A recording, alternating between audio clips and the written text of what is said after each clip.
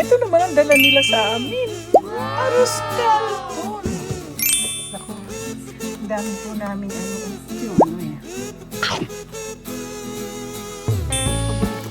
since bata pa ako. Favorite ko yung tiyaya. Ko rin nung bata ako, sing-aling-aling. Sinyaling-aling. Tell me how the garden grows, Tita Meriton.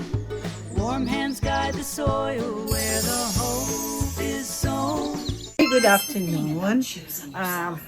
Lunchtime na.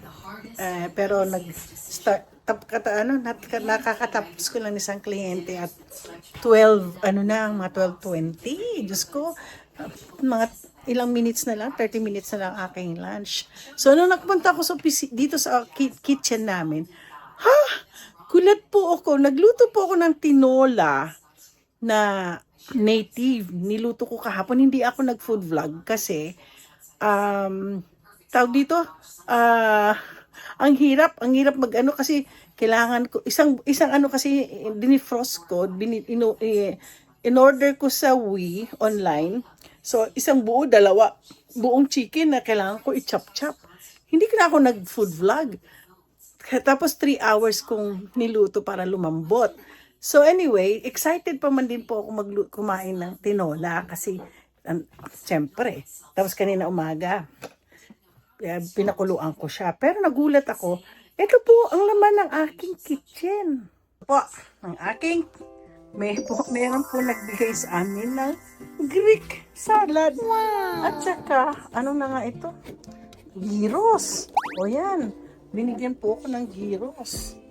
Ngayon, si Ate Lily, shout out kay Kuya Rod Heredura, na isa kong subscriber. Lagi daw po siya nanonood sa aking subscription.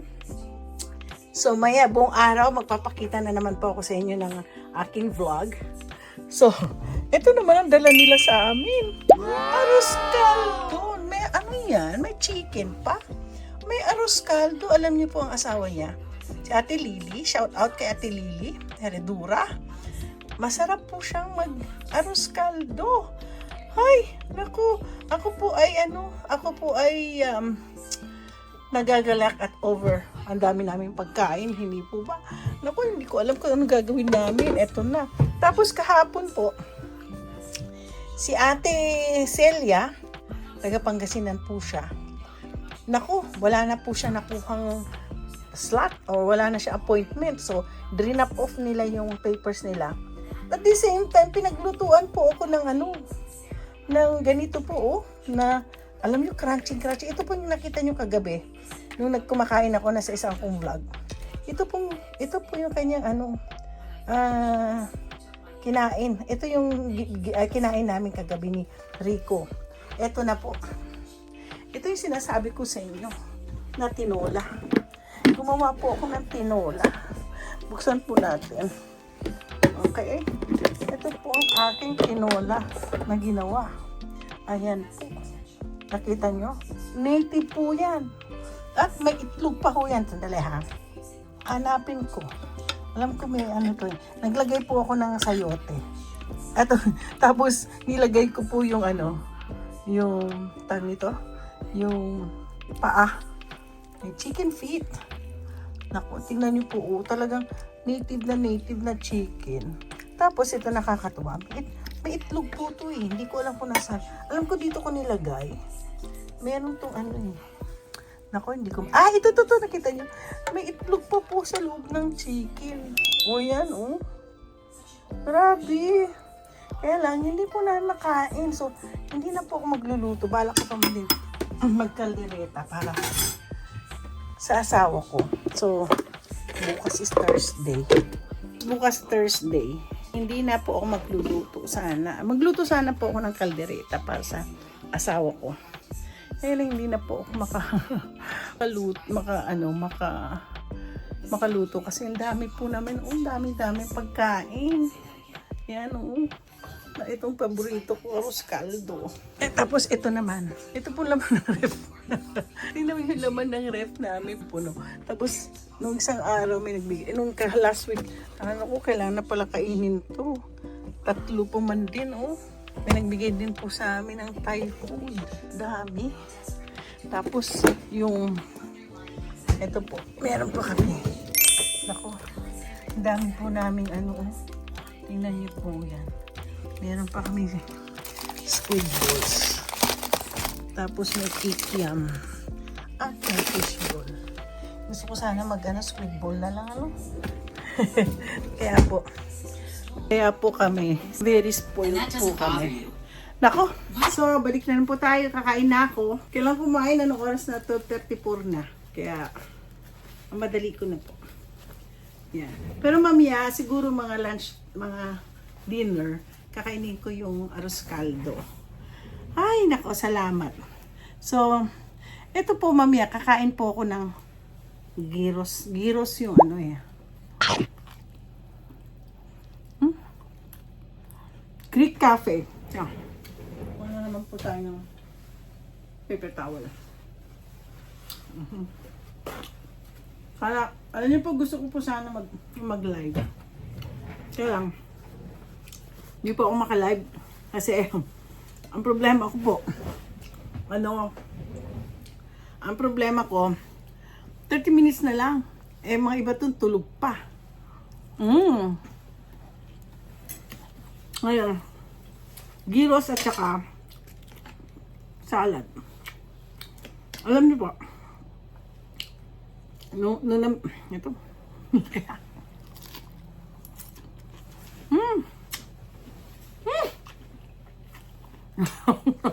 yung balsamic, sumaalat. Gusto ko talaga salad. Favorite na salad ko yung Thai, yung mango, or yung papaya. Ayan. Mga Laotian, yun din ganun din ang salad nila. Meron po ako ipapakita sa inyo. Gusto ko mamaya kainin. Pag inaantok ako. Kahapon talaga inaantok ako. Buti ka mo, napabili ako ng Starbucks kagad. Ito po, paborito ko to. Since bata pa ako. Ito po, pag umuwi akong Pilipinas, mga kaibigan ko, alam niyo, paborito ko to. Pinapadalan po ako ng marami. Pero ngayon, nakakatuwa. Meron na po siya sa store. Salted San Fernando, Pampanga pa po ang gawa. Galing.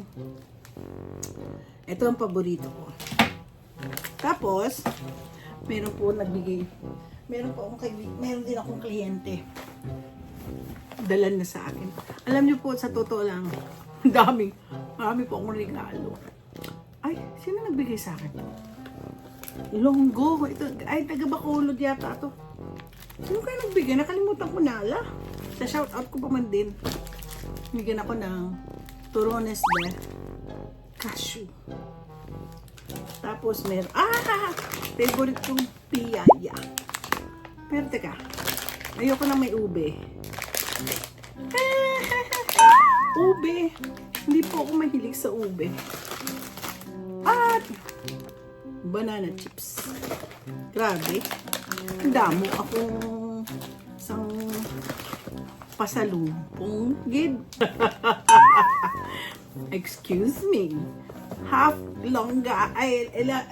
Half ano din po ako. Half, how can you say that? Ilonggo kinaraya. Tapos, meron po ako isa. Ang dami ko talagang pagkain ngayon. Favorite ko rin nung bata ako. Sing-aling-aling. Sing-aling-aling. Pag ako po bumibili nito sa tindahan, sing-aling-aling. Gusto kong kainin. At meron pa. Ay! Binuksan na yata. May marshmallow ako. Alam mo, paborito ko din to. Ito pinangririgalo ko nung araw sa mga classmate ko. Marshmallow. Meron isa na pinakailaman niya ito. Ito po. Paborito ko pa man din, curly tops. Ito yung nirigalo ko din sa mga classmate ko, curly tops. Buksan nga natin. Ganun pa rin. Ay, maliit na. Oo, yung chocolate po kasi, ang dating may-ari, ay, naku, nahulog.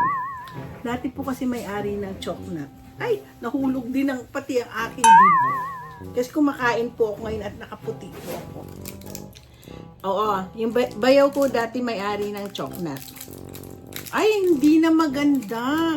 Dati nung parang crown jewel siya, oh. Hindi na maganda itsura. Pero tikman ko kung okay pa siya.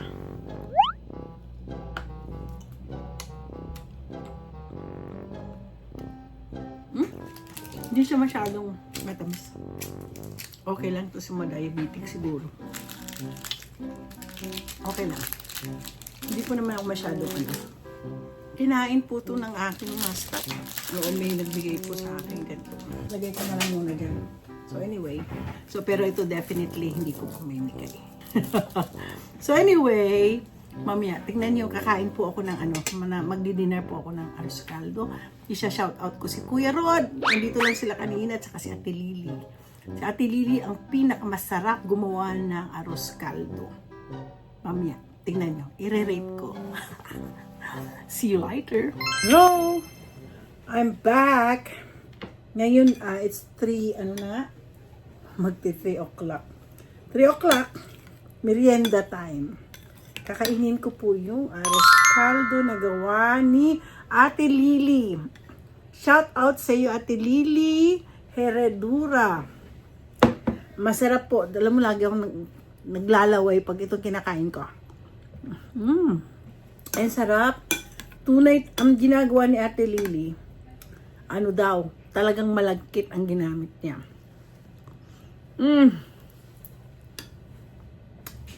Pati yung ano, luya, kinakain ko. Ang sarap. Ay, sarap-sarap. Para pong akong ano. Ang sarap po ng ano. Tapos chicken pa siya, oh.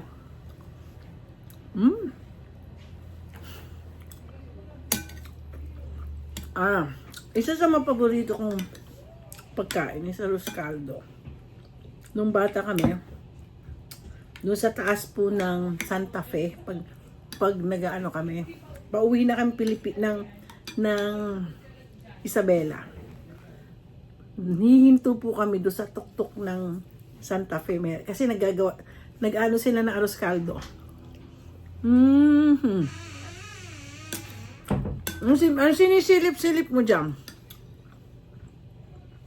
So,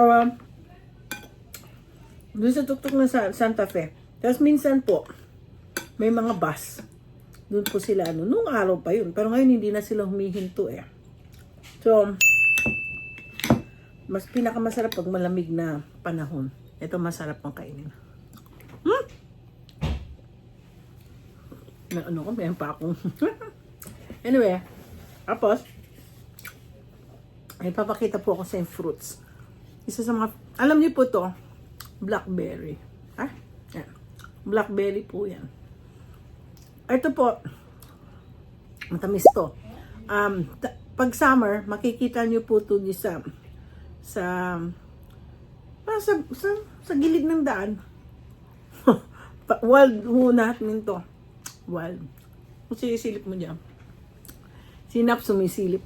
Ako ay ano yan? Yung tinula. Salamat. Meron tayong ulam bukas. Wala, kasi hindi sa akin yun eh. Guys, alam niyo po ba? Totoo na talaga, hindi kami kakain ng ano. Alam niyo po ba? Kahapon sabi niya, Myla, balik mo yung ano ko. Glass na tupper. Ngayon, nagluto siya ng tinulang manok. Iuwi ko na ha. Akin na to. Salamat. Ibig sabihin, magluluto pa ako mamayang gabi ng tinola. Ay, hindi tinola. Caldereta. Happy. Yan, gets na yan, paikot-ikot na yan. Hoy, ibalik niyo yung container ko ha. Alam niyo po, ilang beses na po ako bumibili ng container. Kinukuha nila. Opo. Kung kayo tatabaw sa akin. Anyway, salamat po uli. Alam niyo, nalulungkot po ako ngayon. Yung pinakalas ko na kliyente bago itong makain ako. Namatay asawa niya. Madalas po, every year. Ilang taong ko na kliyente, siguro during COVID pa. Namatay yung babae. Cancer. Nalulungkot ako kapag Marami po ako last year namatay na kliyente. Diyos ko. Ako'y nalulungkot. Kasi nga, ako kasi lagi nakadaldalan ko, kakwentuhan ko, mapa Pilipino, mapa ibang lahi. Opo. Love na love po ako ng mga client ko, kaya yung isa nga kahapon, natatandaan ko pa yung anak niya. Yung mga ganun ba? Dapat attentive ko kayo sa mga, kung you have a long-lasting client, maging attentive po kayo sa mga needs din nila. Kaya ganun po ako. Lalo na pag senior citizen, tinutulungan ko po sila. So anyway, ako po'y tutuloy ko kumain. Kuya Rod Heredura, isa ko po siyang subscriber, si kuya ko. Sabi niya kanina, shout out ko daw siya. Shout out kay Kuya Rod Heredura. So anyway, salamat po. Don't forget to like and subscribe. Ganito na pong gagawin ko, yung kakain ako, anong ginagawa ko habang ako'y busy. Babush!